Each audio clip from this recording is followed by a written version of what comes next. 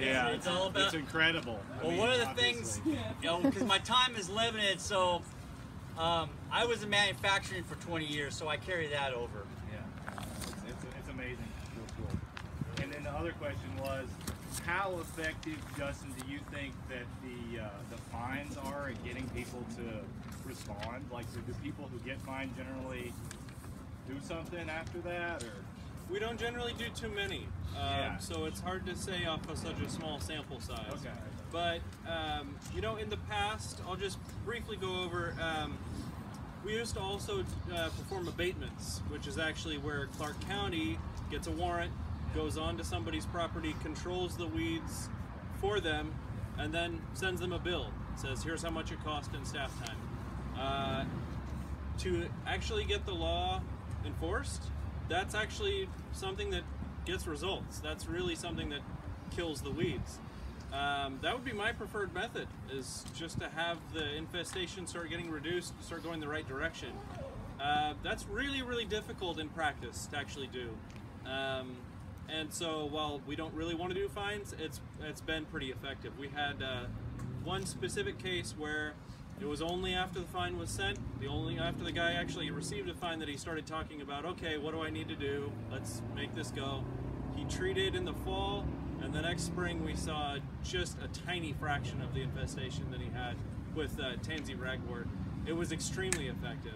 And in that case, Casey actually just ripped up the fines and said, fine, you know, you did the right thing. So in that case, you know, everybody came out win-win, but there are some times where it doesn't seem effective, but really it's one of the tools in our toolbox. It's one of the things that we use. Yeah, I have a question for Jeff. We talk a little bit about PPE.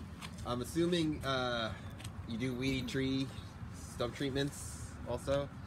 Have you found anything good for like your PPE for cutting and your PPE for chemical treatments as far as gloves? Yeah, it depends on what we're doing. If we're doing like furrow treatment, like on river birch or something like that, or you just have a glove, regular gloves, and I'll either have a saw or my tomahawk for doing that, and then just have a squirt bottle, and that seems to be working out pretty well. Like, one of the things you always have to be really cautious about having leather on you is what chemicals you're using. So if I have my gear on, I'm doing chemical work, I have chemical gloves on.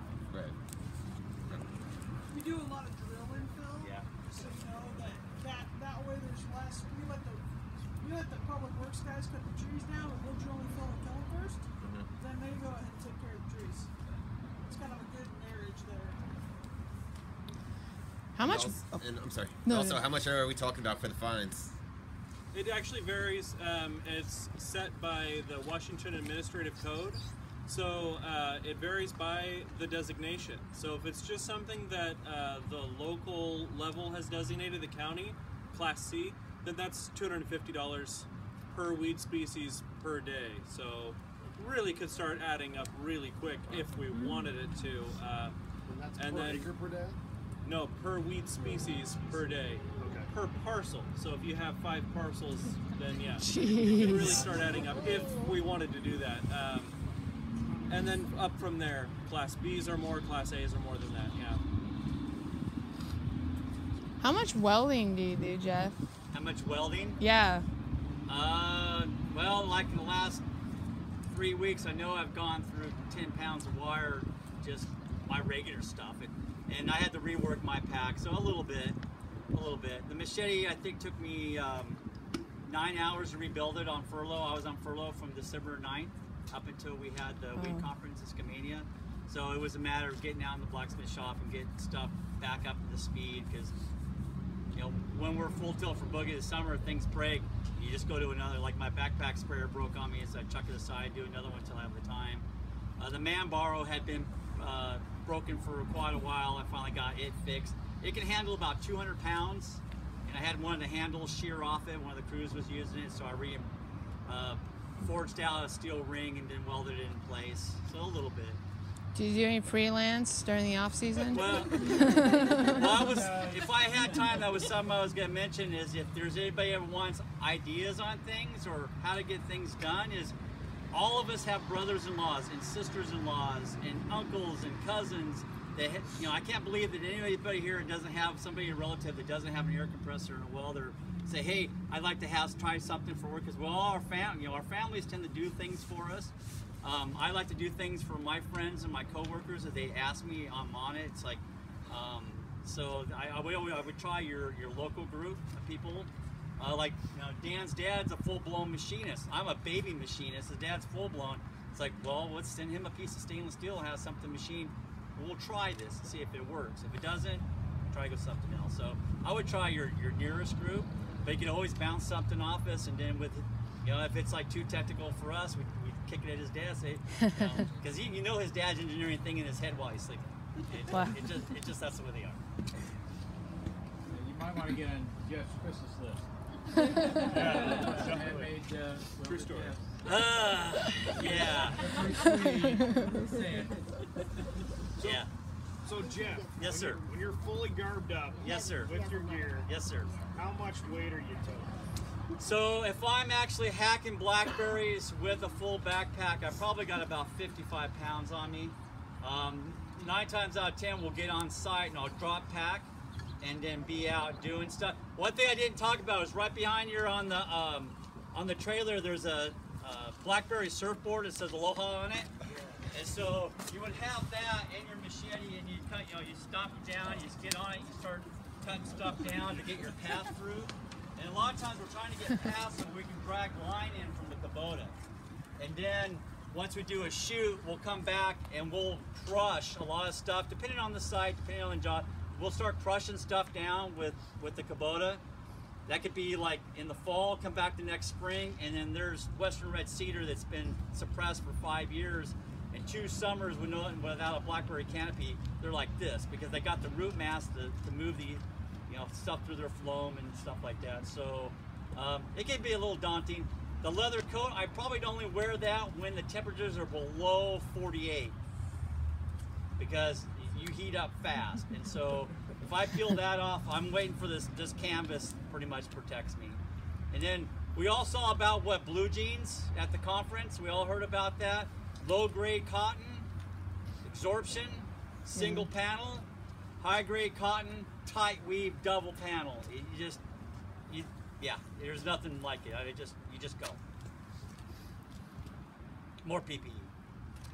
I just don't dress to look pretty. It has a purpose. This thing saved my bacon a few times too. Thank you, sir. Daniel, tell me again what's the third tank is reserved for? Usually we use Milestone in that tank. Okay. Mina Paralid. Okay.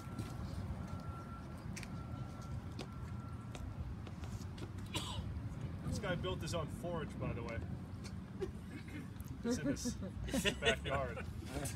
Yeah. So if you didn't catch it, I just wanted to highlight the great thing about this injection system is that they're only using much herbicide concentrate as they actually need at the time. And they can run around with water and concentrate separate until they actually need it mixed. When they're working the railroad, it's already pre-mixed in a big tank. For the railroad. Yeah, but this setup is really nice. It's essentially an on-demand system. Yep. Yeah.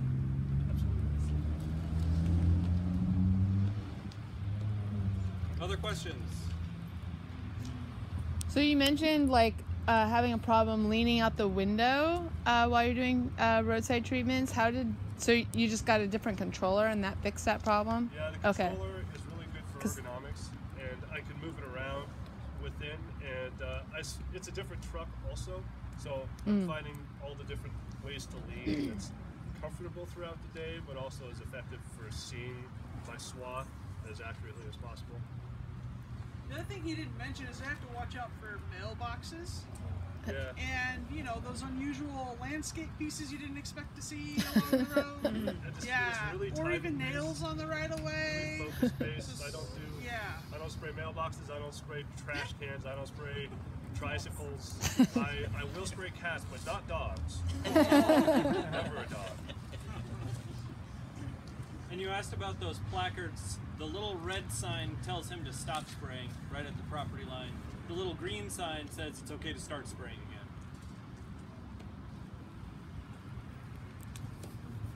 Yeah. On that note, do you ever like wave the